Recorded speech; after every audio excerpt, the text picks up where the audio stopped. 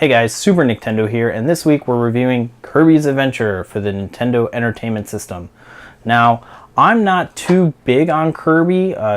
This game came out in 1993, which was already 1 year after the Super Nintendo came out, so I was playing Super Nintendo and kind of pushed my Nintendo Entertainment System into the closet until I decided that retro games were cool again.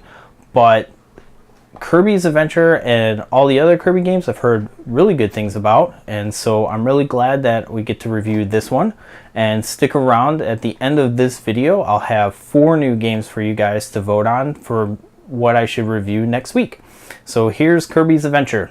Kirby's Adventure is a typical platforming game for the Nintendo Entertainment System, but it was released in the last 2 years of the NES's life cycle, so a lot of people like myself would have moved on by then. Kirby is a little pink marshmallow type character who swallows enemies and can spit them out or absorb their power. Not all enemies have powers to absorb, so it's fun to see which enemies do which. In addition to inhaling enemies, Kirby can also fly. So there's a lot of gameplay possibilities with this game, and it's impressive that they crammed it into an NES game instead of waiting for the Super Nintendo version. The first thing you notice about Kirby is the colors. Given the limitation of the NES, the colors are something to be desired, and they don't look as sharp as something like Mario 3. Almost half of the screen is taken up by this status bar to show Kirby's health, score, lives, and power level.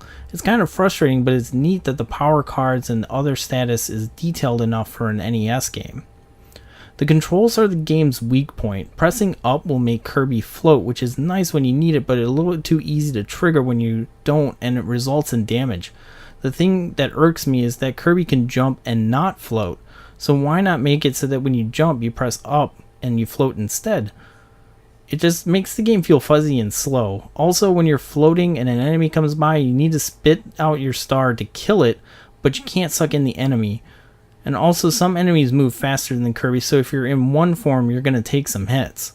And of course, if you have your power up, one hit is all it takes to lose that power. But overall, Kirby's Adventure is a really good game for the Nintendo Entertainment System. The level design makes the game challenging, but it's also very forgiving. This would be a good game to play if you were just starting out with platforming adventures. And compared to the Super Mario Bros., it's a cakewalk. You have 7 worlds with 6 stages, and you can also go back to the levels after you completed them, which was pretty nice for the time it was made.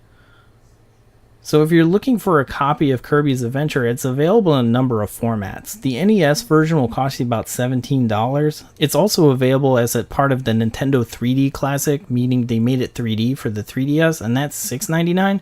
And the eShop on the Wii U is $4.99. Also, it comes on Kirby's Dream Collection for the Wii, which is at about $35 to $50 complete.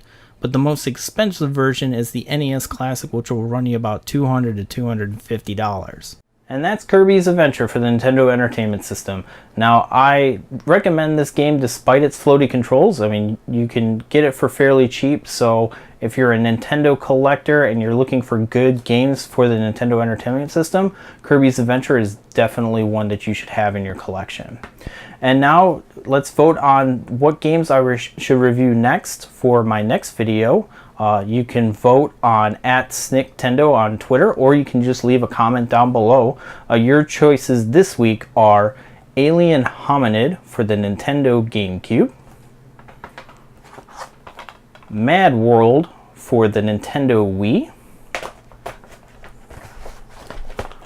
Rumble Roses for the PlayStation 2,